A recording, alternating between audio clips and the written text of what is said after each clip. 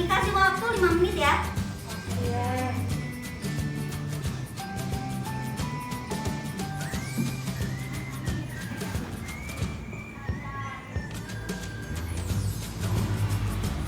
Udah beres semua? Udah. Alhamdulillah. Ya udah, mari kita buka acara ini. Bismillahirrahmanirrahim. Assalamualaikum warahmatullahi wabarakatuh. Waalaikumsalam warahmatullahi wabarakatuh. Gimana nih kabarnya teman-teman semua? Alhamdulillah baik. Alhamdulillah, semoga selalu dalam lindungan Allah Subhanahu wa taala. Amin. Baik, untuk selanjutnya agar acara ini dapat berlangsung dengan lancar, alangkah baiknya kita membaca kalam ilahi yang akan dibacakan oleh Kakak Erin Iryani. Kepadanya waktu dan tempat saya persilakan.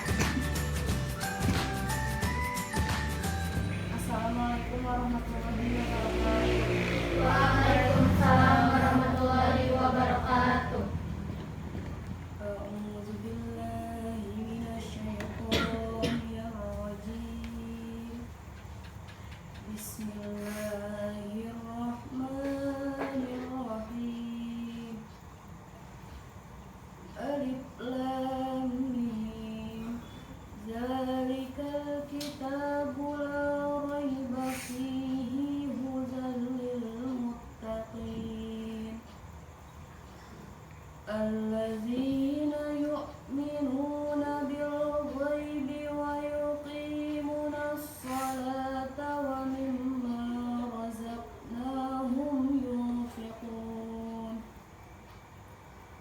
Wallazina yu'minuna bima unzila ilaika wa ma unzila min qablik wa bil akhirati hum yuqinun. Shadaqallahul azim. Wassalamualaikum warahmatullahi wabarakatuh. Waalaikumsalam warahmatullahi wabarakatuh. Alhamdulillah, terima kasih kepada Kakak Erin yang telah membacakan kalam buah. Semoga untuk kita yang mendengarnya bisa bermanfaat ya bagi kita semua. Amin. Oke, langsung saja ke acara inti, yaitu akan ada pembicaraan talk show oleh pembicara. Nah, pembicaranya siapa ya? Kita panggil saja, yaitu Kak Tita Nurmala. Kepadanya waktu dan tempat saya persilakan.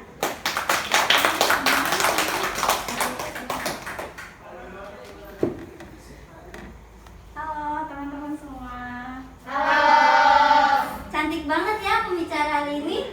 Masya Allah. Masya Allah. Oh iya, Kak Tita, talk show-nya mau tentang apa nih? Oh iya, di sini aku pakai aku aja ya gitu. Di sini aku mau talk show nih tentang pencegahan dan penanggulangan anemia pada remaja, putri dan wanita subur. Ini tuh khususnya itu buat kalian para putri-putri gitu yang insya Allah akan menjadi seorang ibu nantinya. Karena di sini ada wanita subur, di mana wanita subur itu yang insya Allah akan memiliki kandungan gitu ya, akan memiliki seorang anak gitu, berbeda dengan laki-laki. Makanya di sini khusus banget buat putri, dan alhamdulillah semoga di sini nggak ngantuk-ngantuk ya, soalnya sebentar lagi udah malam. Langsung dimulai aja kali ya Kak Nadia. Oh iya, biar terlalu malam. Silakan Kak Tita.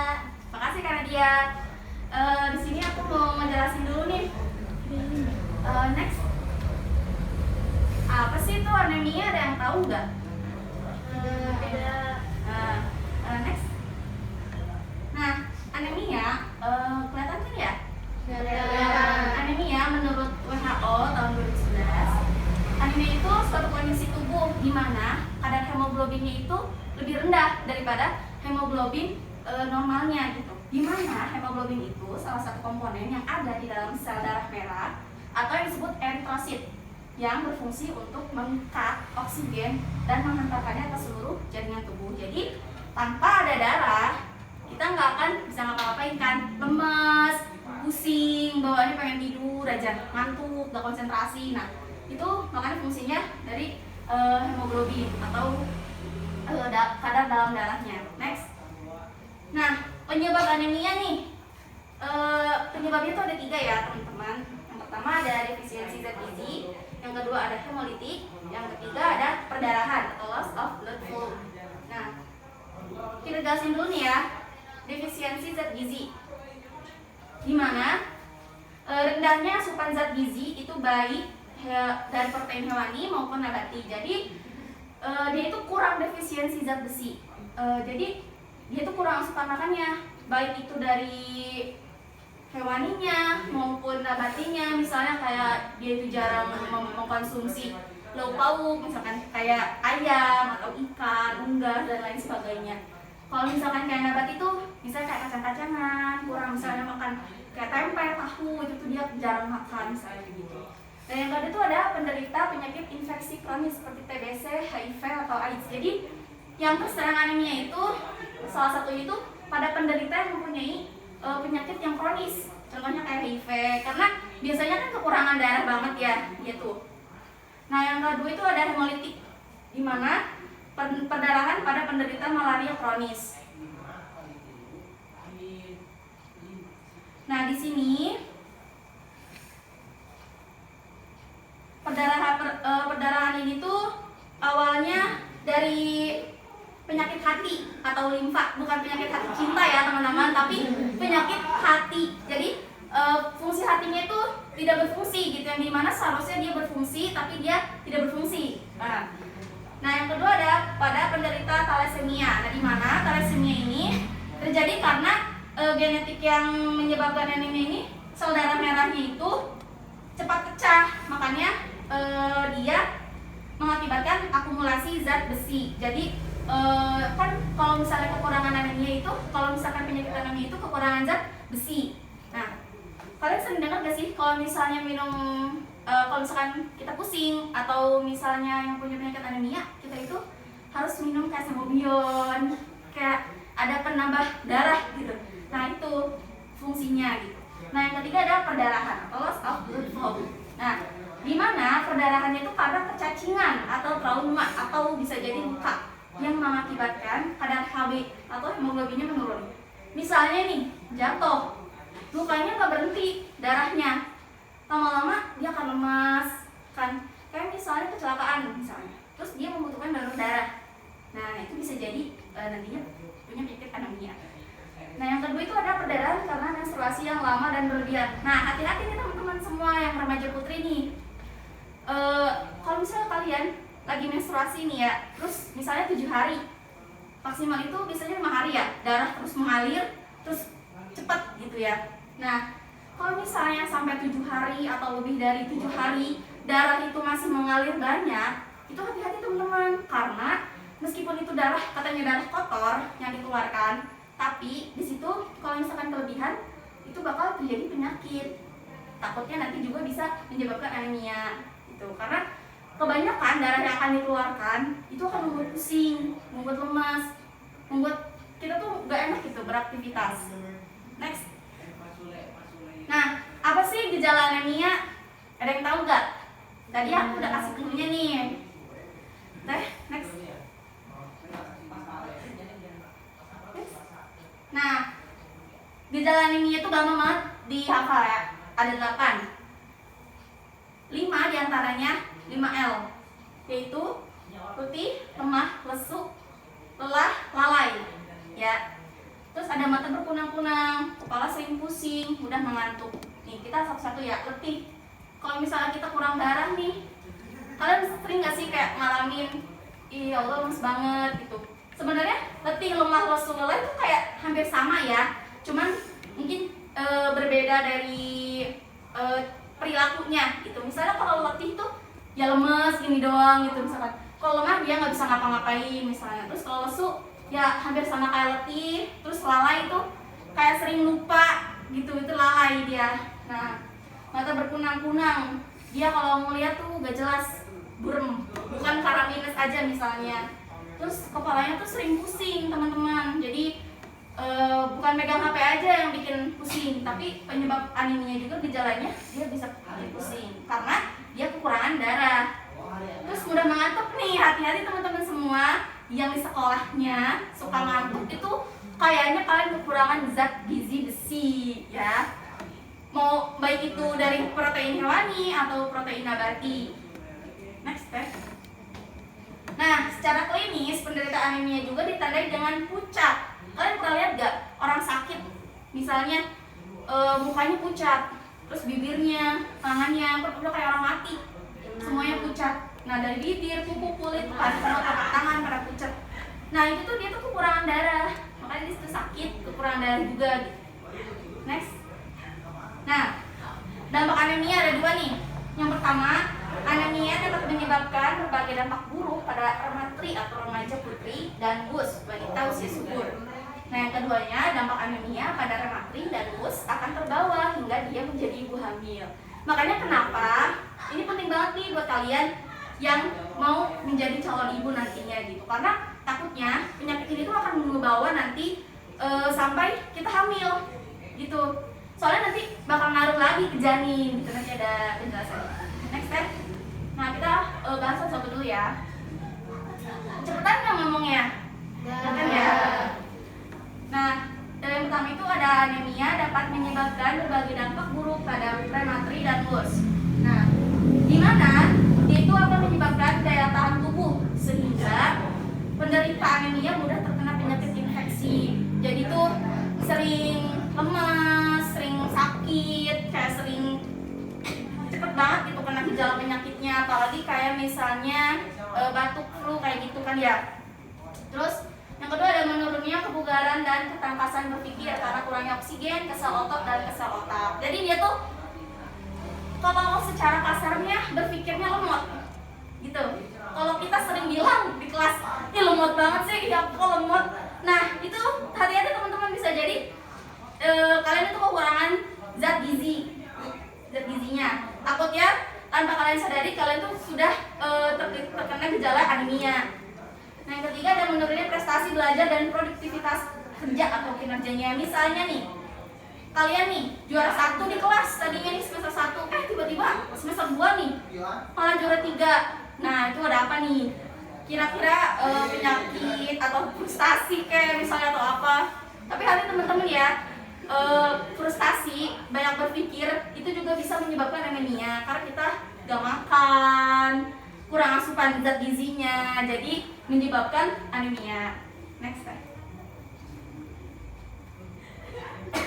Nah, kenapa sih anemia itu pas remaja, misalnya remaja itu udah terkena anemia, terus dia itu akan terbawa hingga dia akan menjadi ibu hamil. Nah, yang pertama nih, meningkatkan risiko pertumbuhan janin terhambat. Bisa jadi nanti bayinya akan menjadi prematur, BBLR, atau gangguan tumbuh kembangnya itu stunting.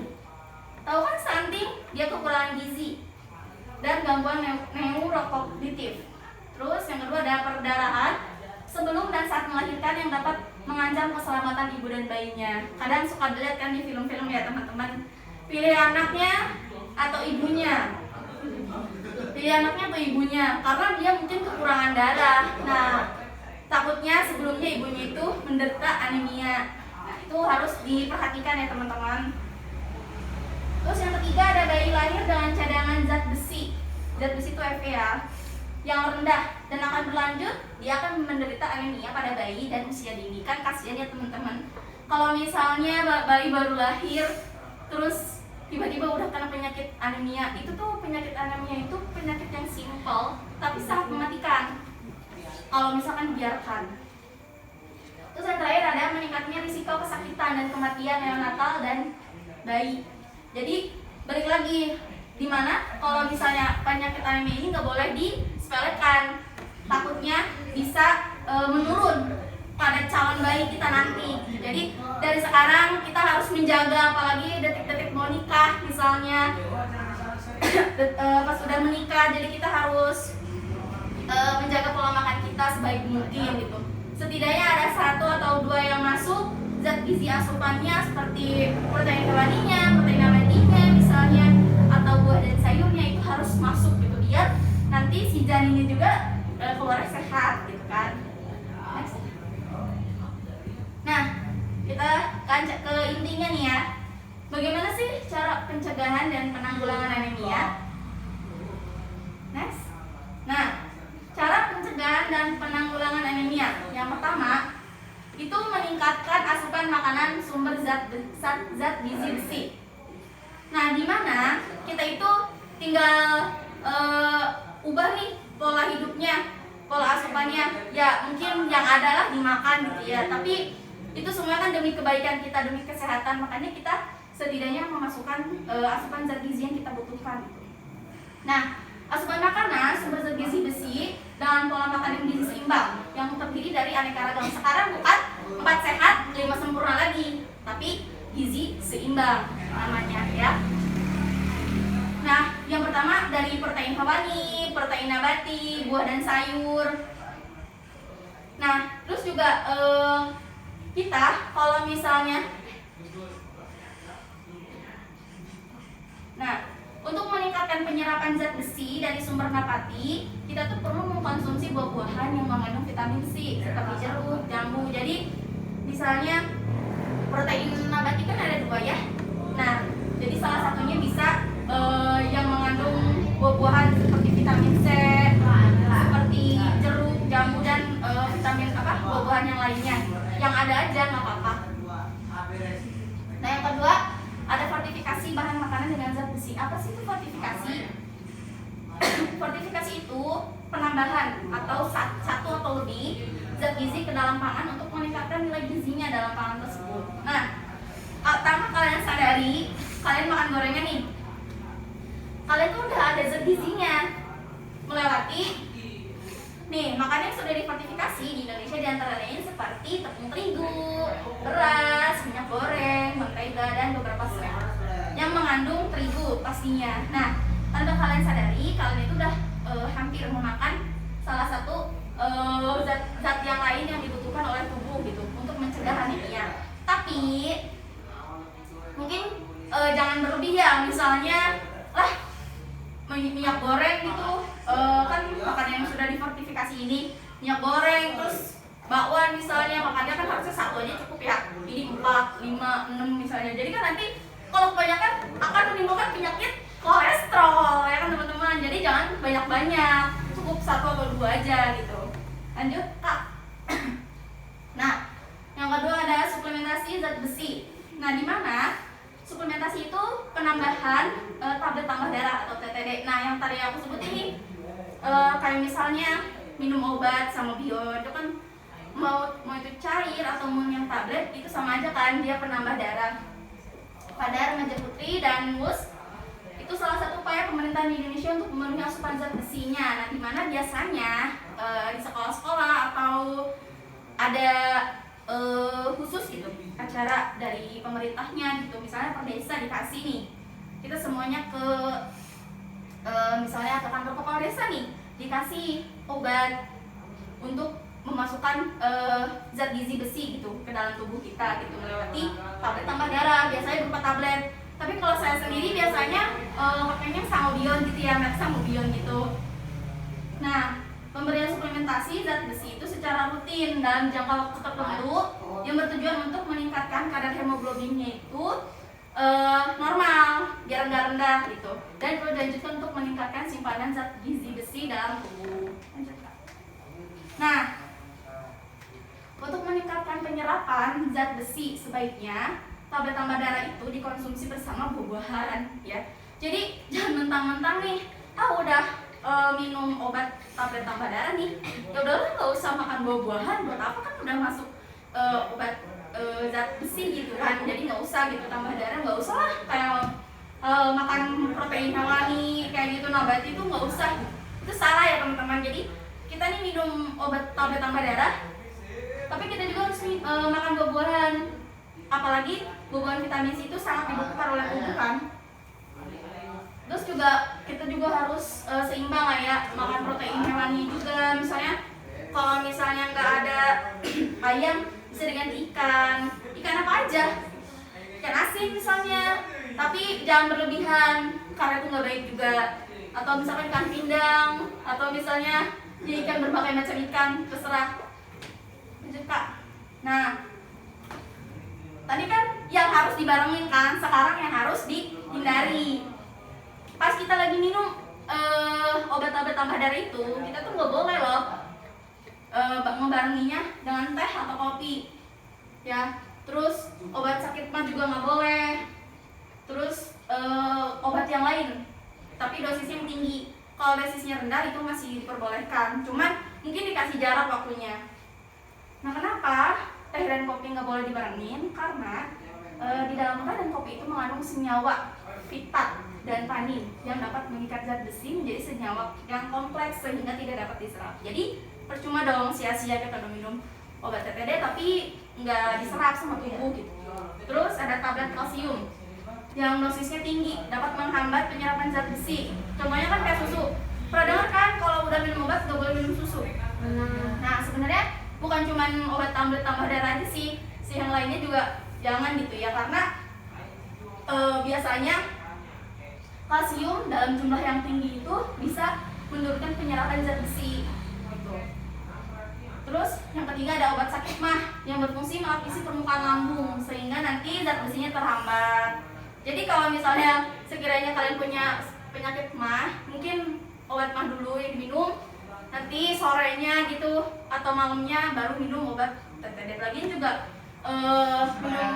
mengkonsumsi obat TTD itu nggak setiap hari gitu kan. Cuman kita tuh bertujuannya untuk mencegah, menjaga-jaga aja gitu. Lanjut Kak. Nah, efek samping dari kita minum TTD nih, ada efek sampingnya loh. Nah, yang pertama nyeri, perih atau di hati, sakit gitu ya. Yang kedua mual dan muntah. Dan ketiga tinja berwarna hitam. Mungkin nggak semua ada ya. Mungkin salah satunya seperti aku biasanya minum Sangobion itu tinjanya warna hitam. Tapi nggak mual, nggak muntah, nyeri di hati juga enggak. Tapi tinjanya berwarna hitam. Jadi salah satunya. Lanjut Kak. Nah, ini daftar pustaka yang saya ambil dari Kementerian Kesehatan Republik Indonesia dari tahun 2021. Judulnya Pencegahan dan Penanggulangan Anemia pada Remaja dan Wanita Subur. Nah, terima kasih. Boleh dong diberi tepuk tangan. Masya Allah, sangat bermanfaat banget nih buat kita semua. Jadi penting banget buat kita semua itu mengetahui zat besi kita tuh udah cukup atau belum mungkin, Iya, ya Kak? iya benar sekali. Kita juga penting banget buat menjaga kesehatan kita karena akan berdampak ke depannya juga. Ya, benar. Hal yang sepele mungkin itu kelihatannya sepele ya Kak, Iya, tapi ternyata wah ya Kak, Dampak buruknya akan semakin besar gitu ya. depannya ya Kak. Iya. Nah, dari materi yang udah disampaikan, gimana nih? Ada yang mau ditanyakan mungkin? Boleh banget biar kita juga bisa paham. Sharing-sharing gitu. Iya, sharing-sharing. Izin Oh iya, boleh. Boleh perkenalkan namanya? izin bertanya ya. Perkenalkan, nama saya Nuralisa. Iya kan, Alisa. Silakan. Gini, ada nggak sih pengaruh junk food pada anemia? Pengaruh Junk food. junk food. Oh, berarti makanan cepat saji ya? Iya. Boleh, boleh. Bisa bagus tuh. Dan lagi kita tampung dulu aja kali ya Kak Nadia ya. Tampung aja nih. Ada lagi yang mau ditanyakan? Mungkin boleh banget. Ya, boleh? Izin bertanya. Perkenalkan dulu namanya Kak. Siapa nih namanya ya? Halo, perkenalkan nama saya Usatuna Sana. Iya, kalau saya. Mau nanya nih, Iya, mengapa sih cadangan besi dalam tubuh itu bisa kosong? Oh iya. Oke, bagus banget nih pertanyaannya. Mungkin yang lainnya boleh banget nih untuk bertanya. Boleh? Namanya siapa ya Kak? Perkenalkan, nama saya Silwanuni. Hai Kak Sri. Apakah mudah marah itu adalah termasuk ke dalam gejala anemia? Oh iya, benar. Oke. Bagus banget. Udah ya Kak, Mbak tiga dulu ya Kak ya. Oh iya boleh. Mungkin boleh dibaca. Oke. Yang pertama tadi bagus nih, apakah ada pengaruh junk food ya? Pengaruh junk food pada anemia. Junk food itu kan makanan cepat saji ya teman-teman. Dimana kita tuh nggak tahu cara pengolahannya kayak gimana gitu. Terus meskipun kelihatan misalnya kita beli junk foodnya burger nih, burger. Misalnya contohnya beli burger. Emang di dalam burger itu dia terdiri dari roti. Roti itu bisa pengganti sumber karbohidrat. Terus ada protein hewaninya, biasanya ada beefnya. Terus ada sayurannya kayak selada itu sayurannya biasanya. Tapi kita nggak tahu tuh sebenarnya itu tuh cukup apa enggak asupan-asupannya untuk tubuh kita gitu ya. Nah, anemia ini bisa terganggu karena beberapa faktor kan. Aku sambil lihat artikel dari yang aku baca ya Kak ya. Dimana kalau misalnya terabsorpsi ya. Nah, di dalam tubuh itu tuh junk food atau makanan cepat saji itu dia tuh tingkatan gizinya itu rendah Kak, meskipun dia udah memenuhi kriteria gizi seimbang misalnya. Tapi sebenarnya tuh bukan dari junk food aja sebenarnya ya. Tapi kalau misalnya kita mau konsumsi itu, kalau misalnya kitanya lagi nggak sehat misalnya, itu tetap aja gitu nggak baik. Jadi sebenarnya itu ada pengaruhnya gitu buat anemia gitu. Jadi jangan, kalau bisa kita makannya jangan langsung cepat saja, kita buat sendiri gitu. Karena kita nggak tahu sebelumnya itu bahan-bahannya higienis atau enggak misalnya, atau udah expired atau belum gitu. Nah, terus aku mau jawab nih yang kedua tadi apa pertanyaannya Kak? Gimana Kak bisa bilang mengapa cadangan besi dalam tubuh kita itu bisa kosong? Nah, ya karena cadangan besi di dalam tubuh itu ada sumsum tulang belakang yang dimana itu untuk membentuk sel darah merah ya. Jadi kalau misalnya di dalam tubuh semuanya cadangan besinya itu udah dipakai, pasti dia akan kosong gitu, karena dia kan saling berbagi gitu, satu sama lain. Tanpa zat gizi dan hormon, jadi pembentukan sel darah merahnya juga dia akan berjalan lambat gitu. Dan sel-selnya juga yaitu akan memiliki kelainan. Takutnya penyakitnya malah berlanjut dan tidak mampu mengangkat oksigen sebagai mestinya dia harusnya berjalan gitu dengan baik gitu. Balik lagi ke hemoglobinnya nanti menurun kayak gitu. Ya. Terus yang terakhir ya Kak, tadi kenapa sih emang mudah marah cirinya ini ya anemia ya? Ya itu masih gimana ya Kak? Sebenarnya kalau mudah marah mungkin karena faktor kepala pusing juga bisa, lagi lemas juga bisa, apalagi misalnya marah-marahnya orang tua atau kepada anaknya misalnya lagi sensitif. Tapi di mana di sini itu kenapa dia itu marah? Ya karena marah itu mungkin dia tuh kurang konsentrasi gitu. Terus juga dia kan bisa jadi tadi balik lagi dia lagi sakit kepala, penat, terus tiba-tiba diganggu misalnya. Kayak gimana sih kalau misalnya kita lagi sakit kepala terus diajak ngobrol yang gak enak gitu, ya lama-lama kita marah dong. Nah itu bisa jadi menyebabkan gejala anemia, yang ciri-ciri anemia gitu gejalanya. Nah karena dia itu sensitif, beda dengan orangnya yang kesehariannya emang sensitif, ngerti nggak? Jadi ada yang mudah marah karena dia itu lagi pusing, terus lagi lagi kurang konsentrasi, lagi lemas, lagi banyak pikiran. Karena banyak pikiran kan juga tadi balik lagi dia itu kurang asupan zat gizi, karena bisa jadi dia tuh gak makan seharian misalnya. Nah bisa jadi karena itu, atau misalnya emang dia tuh bawaannya selalu marah-marah mulu Kak, ngerti nggak? Jadi tanpa apa-apa, nggak ada alasan apa-apa tiba-tiba marah mulu. Padahal dia ya kalau kita lihat misalnya asupan zat gizinya nih, dia orang kaya misalnya nih ya, asupan zat gizinya itu isi terus gitu, mau itu hewaninya, mau itu protein nabatinya gitu, kayak sayuran buah-buahan itu kayak keisi terus, tapi itu orangnya marah-marah mulu, kan nggak mungkin kan ya. Bisa kita kayak harusnya bisa membedakan gitu. Ada lagi Kak? Gimana nih buat pertanyaannya bisa dipahami mungkin ya? Bisa. Ada lagi yang mau ditanyakan? Atau mungkin sudah cukup nih? Mungkin cukup ya. Terima kasih ya teman-teman semuanya udah ngikutin talk show hari ini.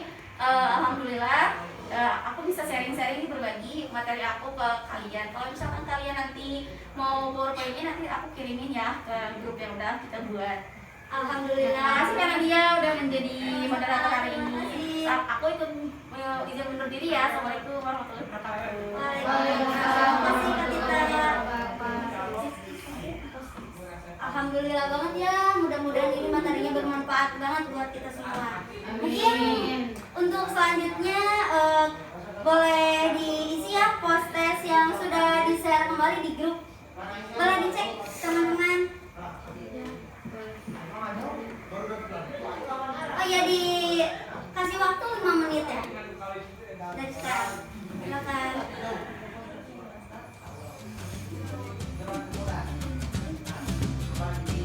Oke teman-teman, udah selesai? Udah. Alhamdulillah, sekarang kita berada di penghujung acara. Sebelumnya mohon maaf banget nih karena mengganggu waktu malam hari ini. Alhamdulillah ya, sekarang mungkin sebelumnya mohon maaf juga karena mungkin banyak kekurangan dari saya. Terima kasih. Mari kita membacakan hamdalah bersama-sama.